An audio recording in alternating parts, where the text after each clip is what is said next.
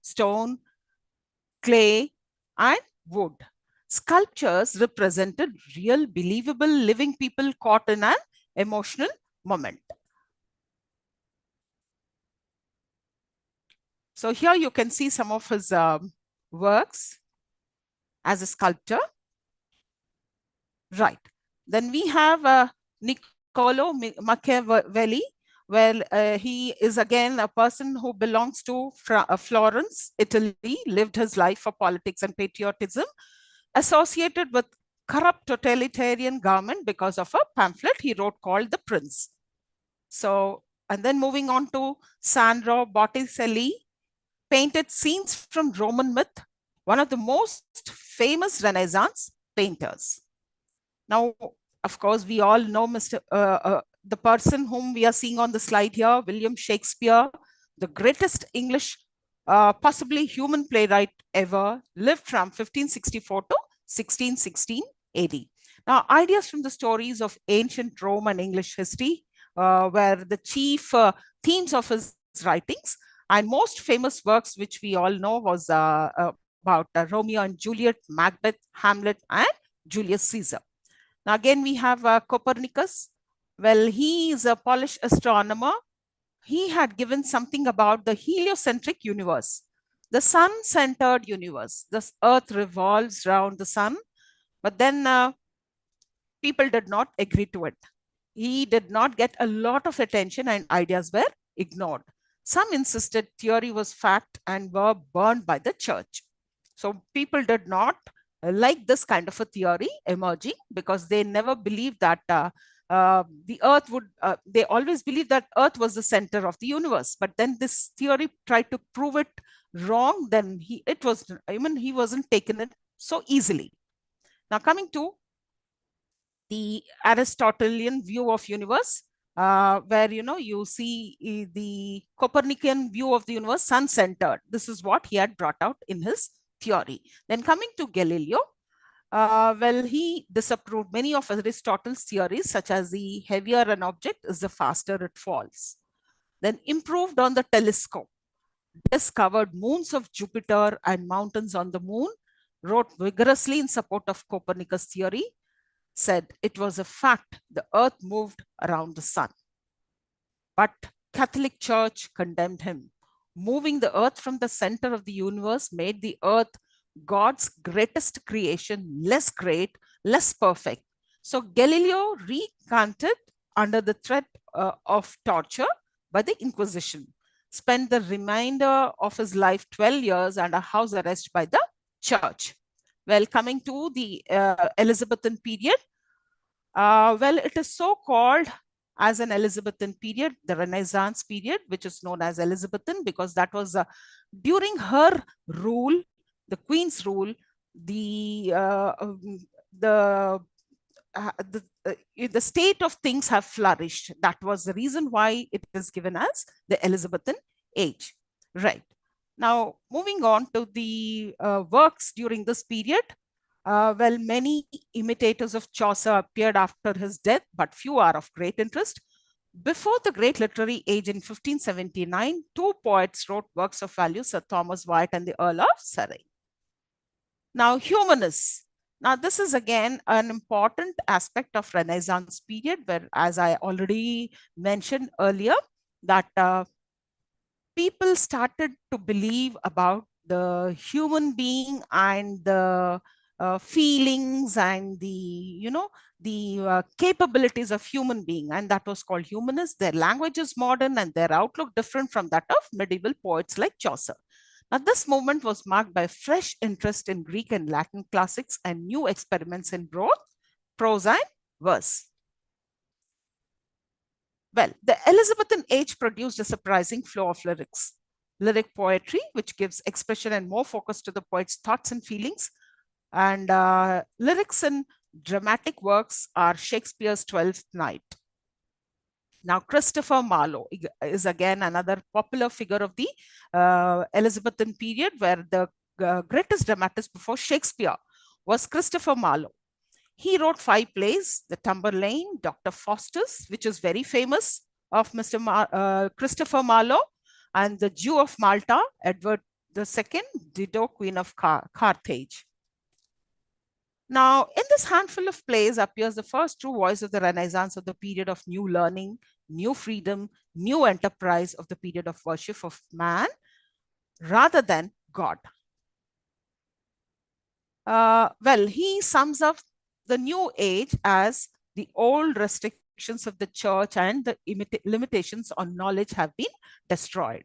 The world is opening up and the ships are sailing to new lands.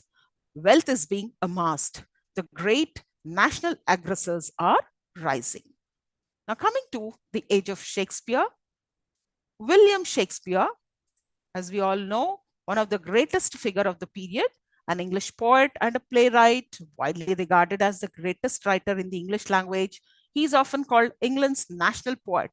His surviving works, including some collaborations, consists of about 38 plays, 154 sonnets, 2 long narrative poems, and several other poems. His plays have been translated into every major living language and are performed more often than those of any other playwright.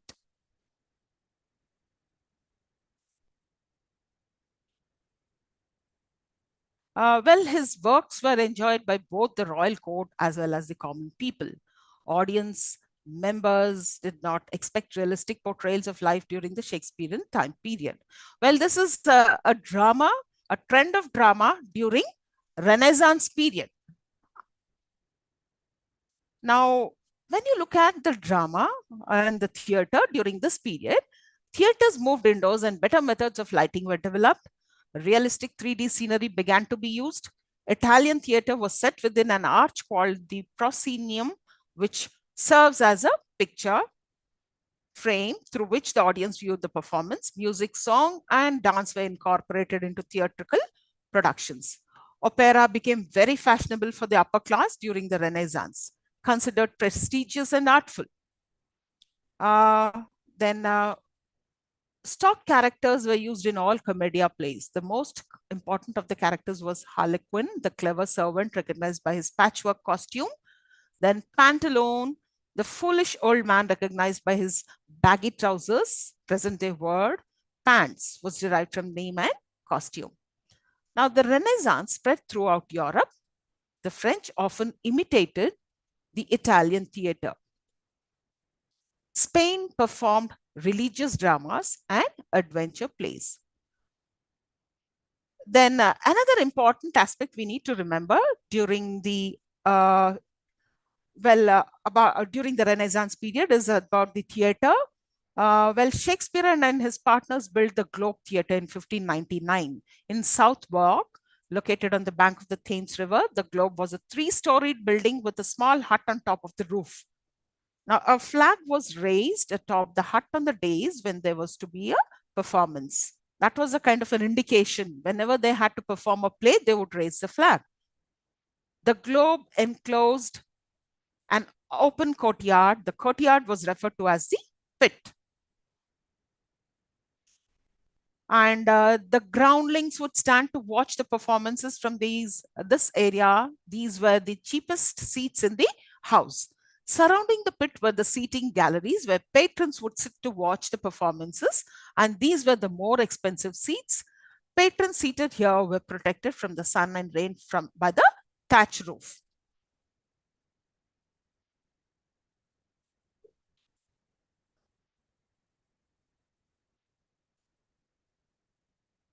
Well, plays contained many short scenes in a variety of locations. Since no scenery and special lighting was used, a greater emphasis was placed on colorful and elaborate costumes, musical accompaniment, and special sound effects. Well, coming to the Restoration. Now, we've been discussing the characteristics of Renaissance drama and coming now to another, the Restoration. Now, what is this Restoration? Well, we all know prior to Restoration age, the word restoration means bringing back, restoring the monarchy, right? When you say restoring the monarchy, what was it prior to it? That was the age of Puritans. And well, this is a period which is characterized by a strong freedom of thought in a society more interested in science and culture. The great wars and the civil wars were far away, so the theaters could be reopened. I mean, earlier it was the Puritan age where they have banned the theater and the dramas and the performances on the stages.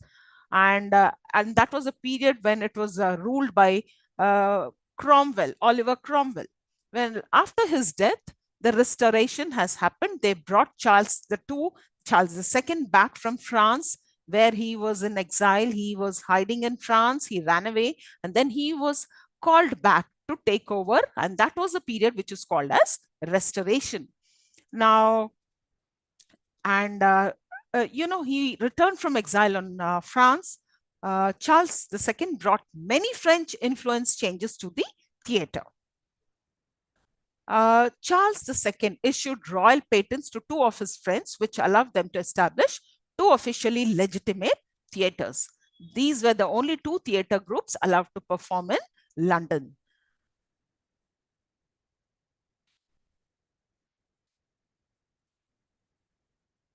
Now, upon his restoration, Charles II almost immediately reversed Puritan sobriety.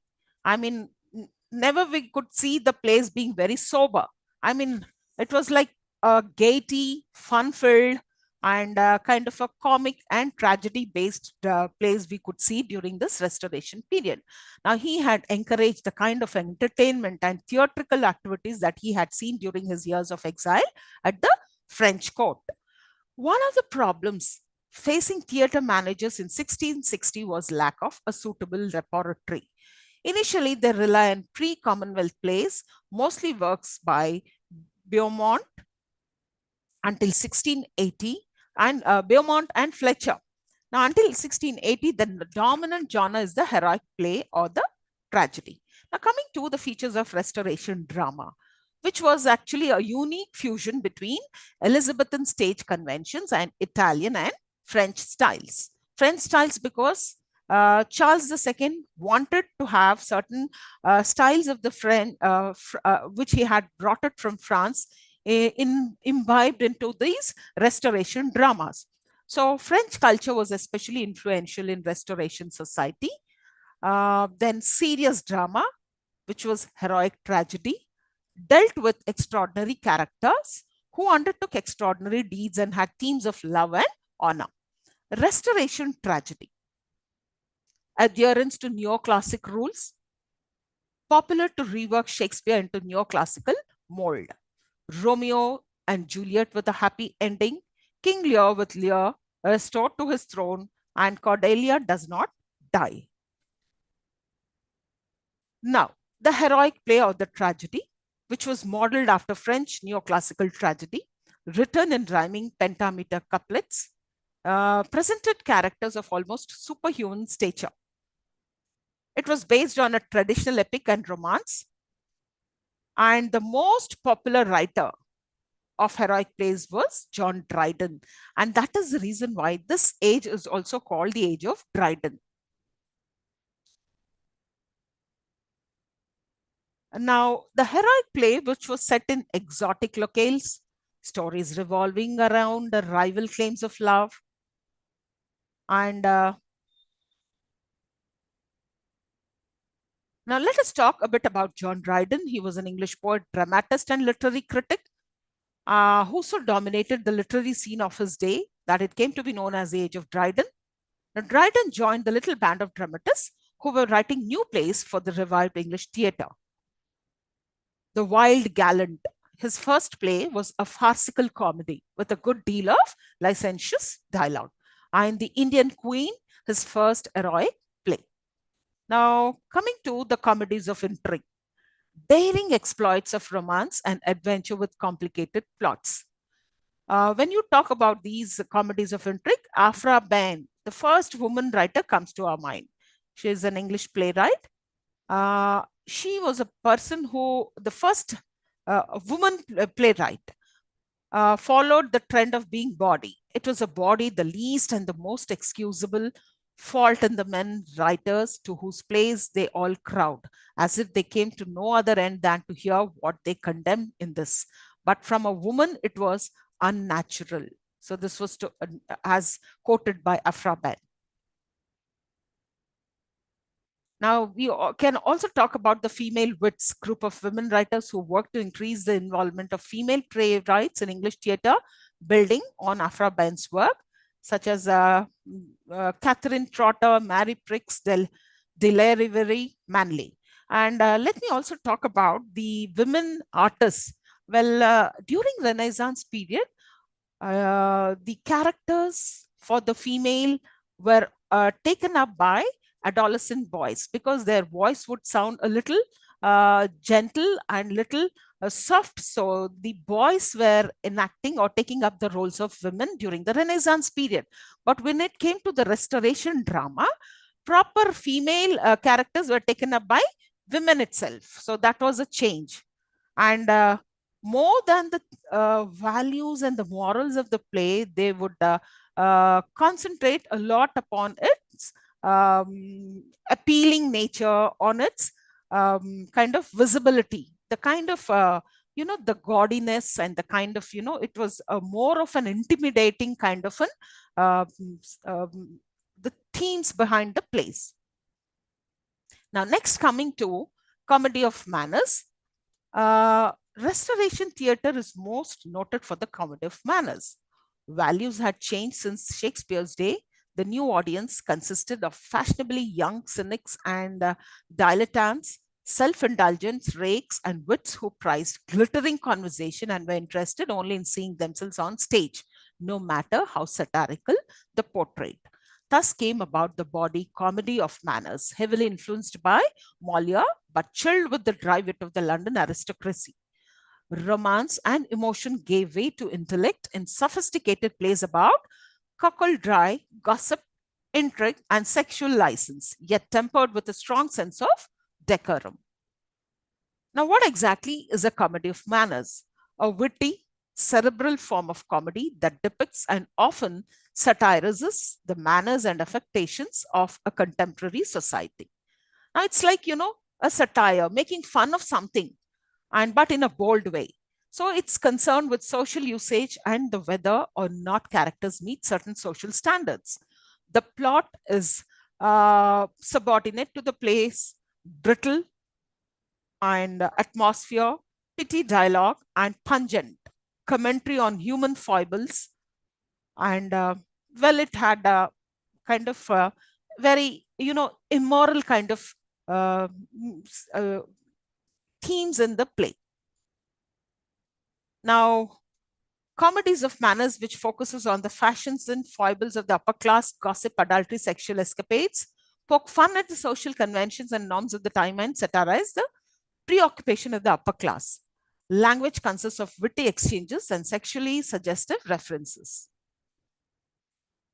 Well, a few more characteristics if you look at the comedy of manners, where witty dialogue, sophisticated vocabulary, cleverly constructed scenarios, rapid twists in events often precipitated by miscommunications, typically set in the world of the upper class, ridicules the pretensions of those who consider themselves socially superior, deflating them with satire, comments on the standards and mores of society, and explores relationships between the sexes. Marriage is a frequent subject, little depth of characterization. Now, if you look at a few examples of comedy of manners, the School for Wives and the Misanthrope by Molière, and The Country Wife by William Wycherley, The Way of the World by William Congreve, She Stoops to Conquer by Oliver Goldsmith, The Rivals and the School of Scandal by Richard Brinsley Sheridan. So in the 20th century, the comedy of manners reappeared in the drawing room plays of Noel Coward, Somerset Maugham, Philip Barry, and Essen Behrman.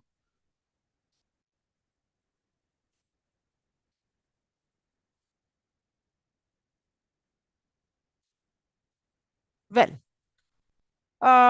let us quickly move on. Now, so far we've done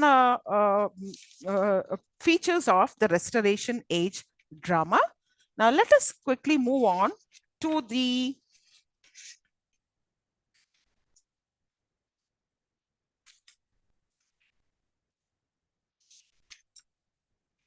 William Shakespeare's Macbeth. Well, before that, let me also talk about the decline of Restoration comedy of manners. Now, from 1700, change has begun to be discernible in stage production. It was felt that the appeal of the Restoration comedy of manners was restricted only to the aristocratic society. So, the immoral and antisocial influence of these plays was clearly perceived, and the voice of protest was also heard. It was felt that a more human note was needed. With the rise of the middle class, the moral standards changed. Moreover, periodical essay and newspapers which expressed the moral code of the rising middle class emerged as powerful rivals of drama. Now, Restoration literature, hence, was an attempt to come to terms with the political events that had occurred in previous decades. The writings of this time are both innovative and varied. The style and subject matter of the literature produced during the Restoration period spanned the spectrum from definitively religious to satirical and risk. Now, in 1660, Charles II became king, thereby restoring the English monarchy. After Charles II died, his brother James took over the throne. Afraid of the policies James II might introduce, William III removed James and took over the English throne in 1689. This act is often referred to as the Glorious Revolution because, relative to the violence of the English Civil War, the transfer of power was not very bloody. You remember the Civil War, which has happened during prior to Puritan age or during that, and that was quite bloody war. And it can be said that the last years of the 17th century from a distinct period. Now, it's a brief but well marked transition separating the Restoration from the age of classism. So, okay, let us quickly look into the William Shakespeare's play Macbeth.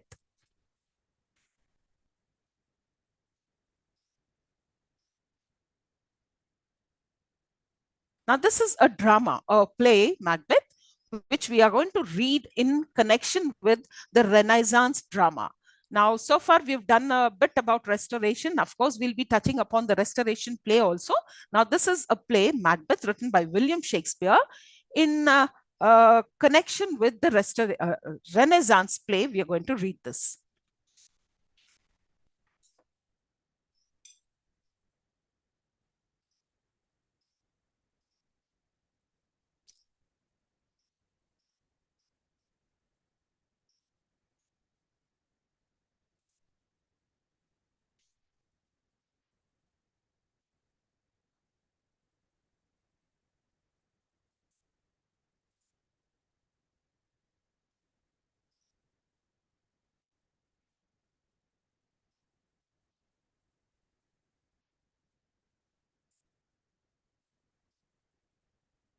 Right.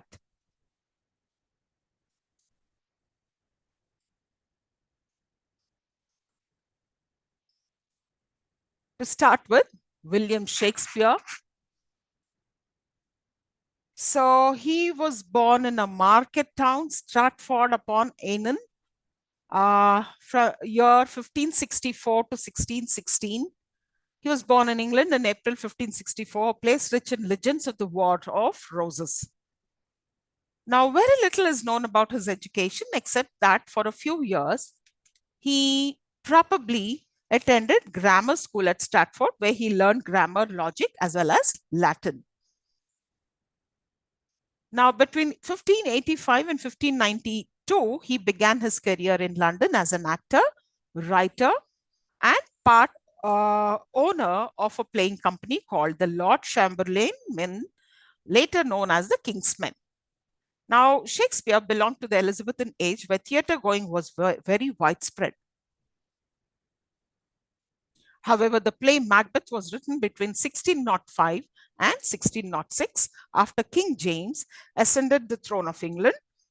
And Shakespeare's plays are popular even today and are studied, performed, and interpreted in various cultural and political contexts across the world.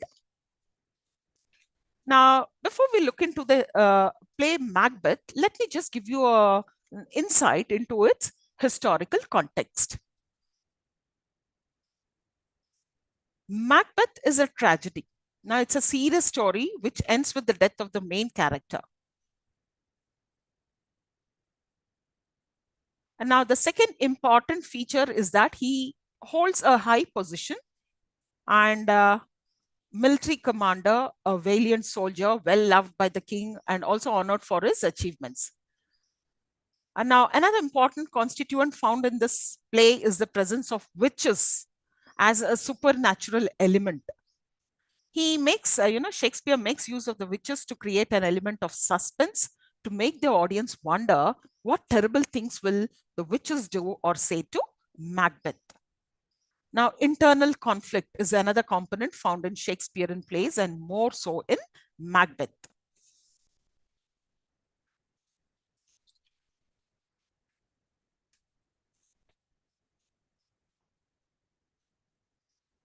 Right. Now, it's a rebirth of interest in Greek tragedies.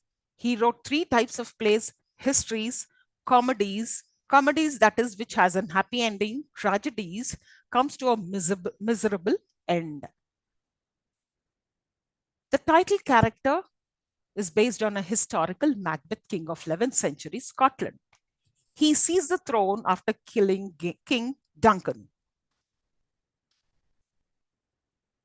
Now, if you look at it, the play Macbeth, why has he written in such a kind of brought out some weird kind of creatures called witches? That is because uh, King James the First, he was interested in witchcraft, but didn't necessarily believe, used it for political purposes.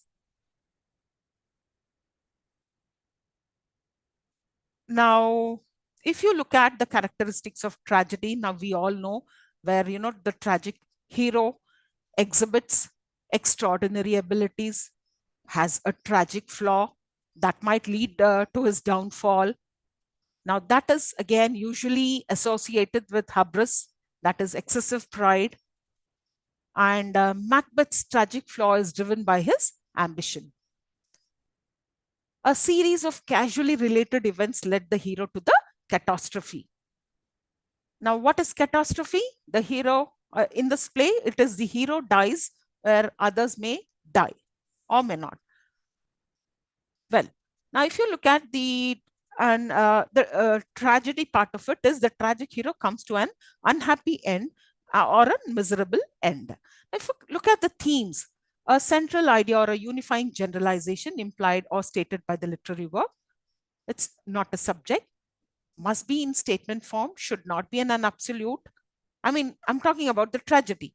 Now, can be applied to humans and life beyond the text. Now, if you look at into the Macbeth themes, now the things are not always what they seem. Ambition is often blinding. Power can corrupt those who have it. Superstition often affects human behavior. Now, look at the key characters.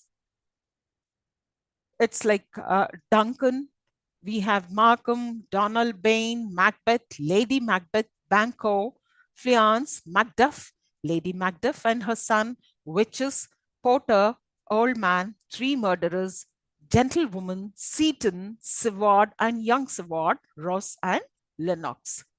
Now, if you look at the setting and places, it was the 11th century, medieval Scotland, a brief section in England with King Edward the Confessor. Now, Macbeth's castle, it's Inverness on Dunsinane Hill, Macduff's Castle, Fife, Burnham Woods, a forest, Scone, where kings are crowned. And then we have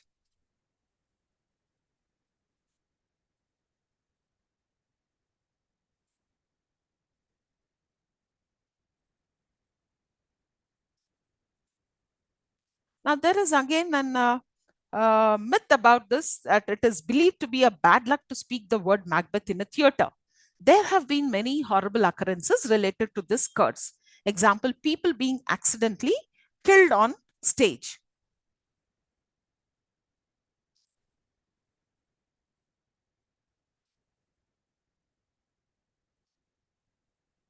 Now you can see these symbols: dagger, bell, witches, helmeted head, bloody child, crowned child, and so on.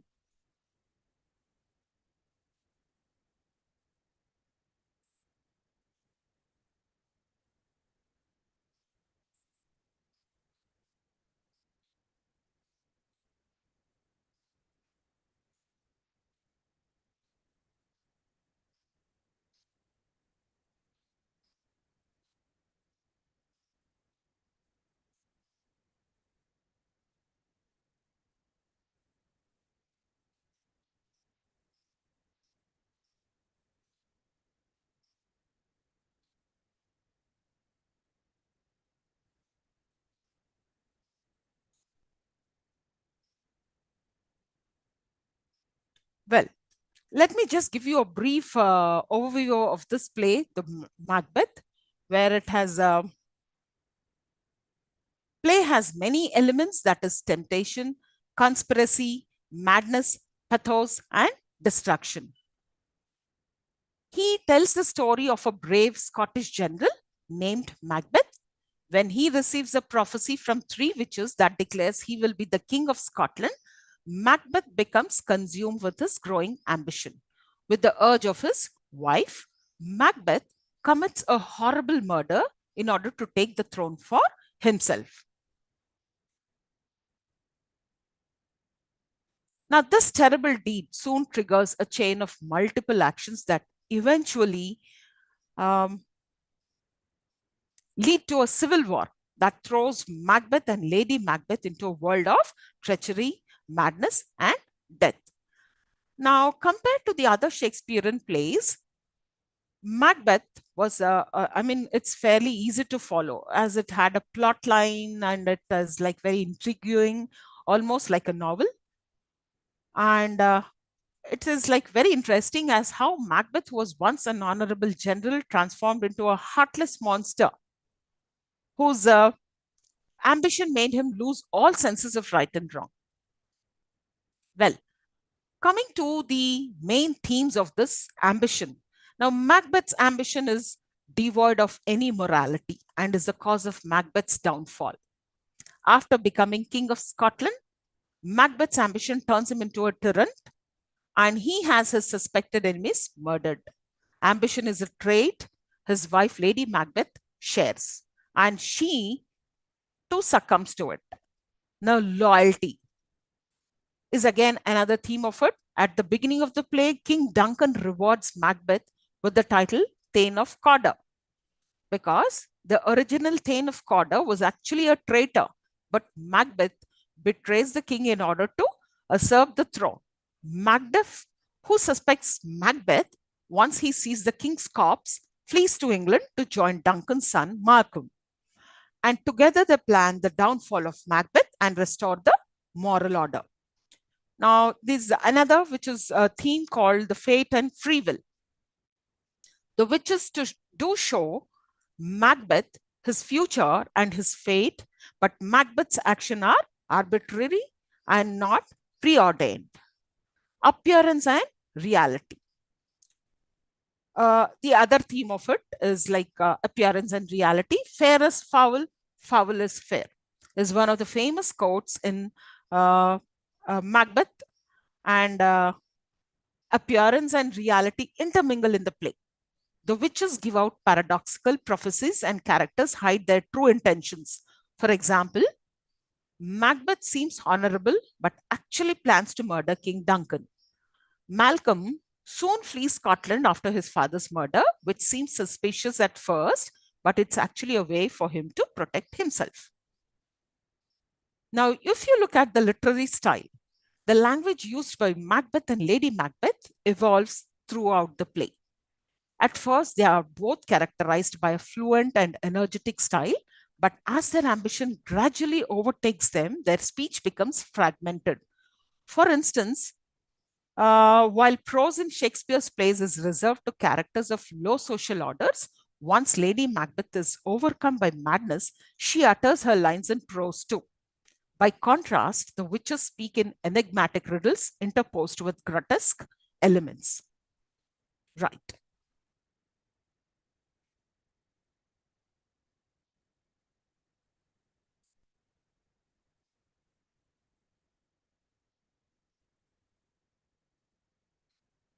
Now let us move on to the second part of it, that is the Richard Brinsley Sheridan's The Rivals. Now this is a play which is supposed to be falling into the Restoration age. So this is something which it's a comedy of manners which reflects all the features that we have discussed earlier.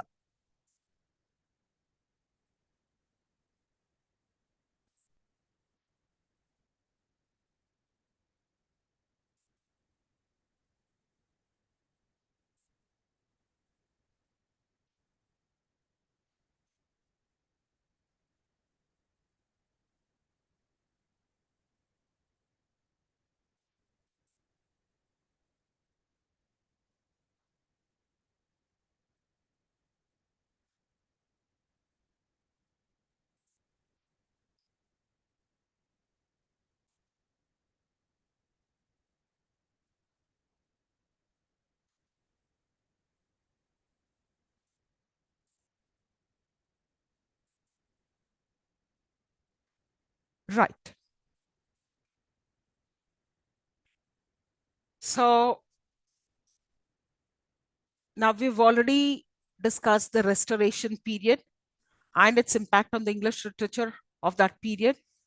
Right. That is a period which has come immediately after the Puritan age, and they were launching to have some form of an entertainment which did not sound moral. I mean, it was kind of totally free, kind of themes were given an importance in such kind of plays as they felt quite restricted during the Puritan age. Puritan age, where, it was like a period where drama was treated as something which was an offense or kind of an,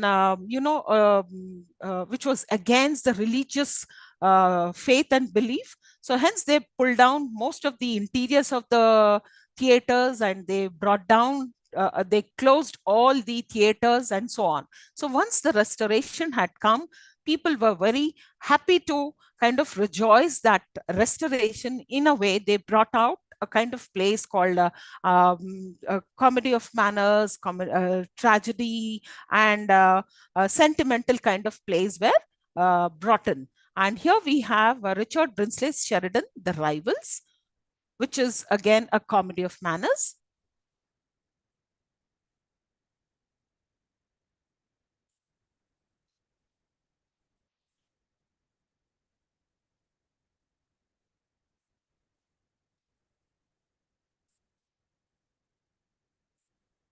Okay. When you talk about Richard Brinsley Sheridan, he's born in Dublin, Ireland, the son of Thomas Sheridan, a prominent actor, playwright, theatre manager, orator, and also a scholar of English elocution. And mother, Frances Chamberlain Sheridan, wrote a few plays and one novel, The Memoirs of Sidney Bidulph. Attended Harrow, the public school. Sheridan is known for writing satire and comedies of manners in the 18th century England. He also owned the London Theatre Royal, Drury Lane, and served as a Whig MP in the British House of Commons for 32 years. He was also a great orator. And one of Sheridan's most admired achievements as a politician, impeachment of Warren Hastings, Governor General of India, against supposed corruption and misuse of power. Now, he's also been famous for publishing 9 successful plays, the most famous, The Rivals, The School of Scandal, both comedy of manners, and the Duena comic opera, The Critic, a Burlesque. The School of Scandal, universally acclaimed as his masterpiece. His plays known for their ingenuity, which borrowed and amalgamated many devices from the English Restoration. Then Sheridan helped to perfect the comedy of manners that originated with Restoration playwrights such as George Etheridge and William Congreve. These are some of Sheridan's works. Um, St. Patrick's Day or The Scheming Lieutenant, The Duenna, The School of Scandal, The Trip to Scarborough, The Camp, The Critic or Tragedy Rehearsed, The Glorious uh, 1st of June, The Strangers, Pizarro.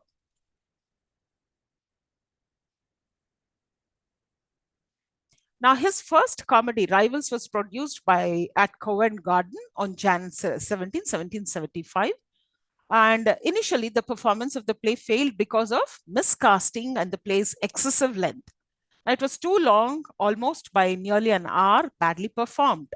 So, in particular, the character of St. Lucius O'Trigger was so wretchedly acted, general disapproval.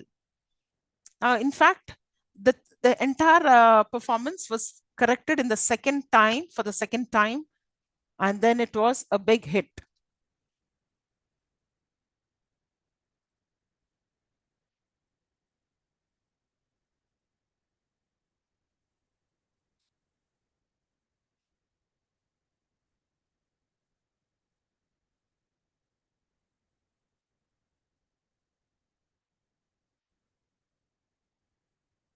Right. Looking at the Rivals as a comedy of manners, by definition, the comedy of manners is a literary genre that aims at satirizing the mannerisms and affectations of a society or the social class, often employing stock characters. It originated in the Restoration period and was in vogue until the later part of the 18th century. It satirized the contemporary aristocratic society of the 17th and 18th century England, mainly their pomp and show, foppish mannerisms, affectations, intrigues, etc. The Rivals mirrors the 18th century aristocratic society of England, particularly the upper class life of Bath. This society is the den of intrigues, gossip, scandals, and frivolity.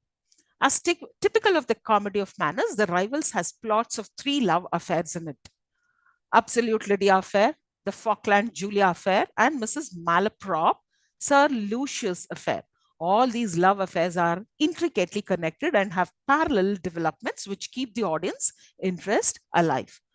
Through the character of Lydia, the play satirizes the romantic nations of love. She is an avid reader of romance novels and stories which fed her imagination so much that she actually wanted to marry a poor man for the romance of it. The character of Malaprop is ludicrously hypocrite as she tries to put restrictions on her niece Lydia while herself falling in love with a tall Irish baronet and writing letters to him under the assumed name of Delia. The Falkland Julia love story parodies sentimental comedies of the 18th century. Julia is portrayed as an excessively sentimental girl, while Falkland is portrayed as the most whimsical and eccentric lover. Falkland greatly amuses us by his account of anxieties that fill his mind regarding Julia.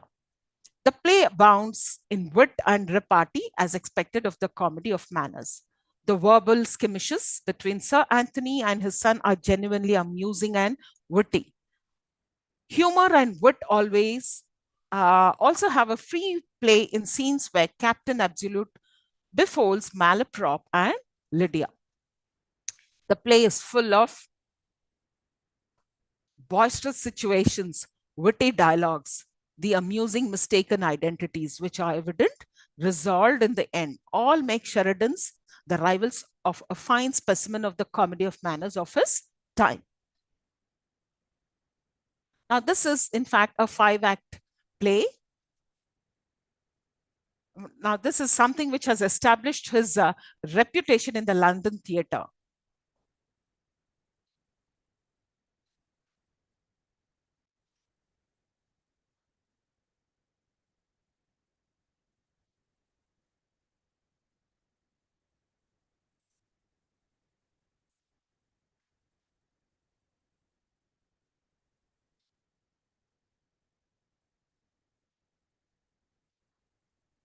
Now we find these other loves in this play called The Rivals, where love, deception, young versus the old, arranged marriage, posing and pretending.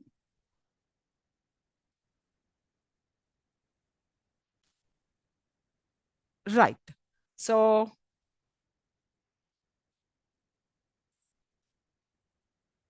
with this, we come to an end of the second module, that is from Renaissance to Restoration, and the features of the dramas during Renaissance period, and the features of the play during Restoration period, and supporting plays of the Renaissance, that is Macbeth by Shakespeare, and supporting play The Rivals by Sheridan. So here is our today's class and session. I hope you all followed it. Now, if you have any doubts, you can kindly clarify it now for another 5 minutes or so. Or maybe next, when we meet up for the next session, probably you can come up with your doubts. But one thing I would always advise is just go through your notes. Next class would be the third unit or the third block, which talks about modern English drama. That is Introduction to Modern Drama, and the supporting plays George Bernard Shaw's The Pygmalion, Henrik Ibsen's A Doll's House. So if you just go through them and come back and attend the session, I'm sure that would be more clear, and you will be able to follow my lecture as well, and also try to figure out if you have any clarified doubts over here, and for which I would always suggest just go through the lesson or the material before you attend my sessions. So with this, we come to an end. I hope you all understood, and any doubts, if you want to, you can ask me now, or I would leave the session. Thank you.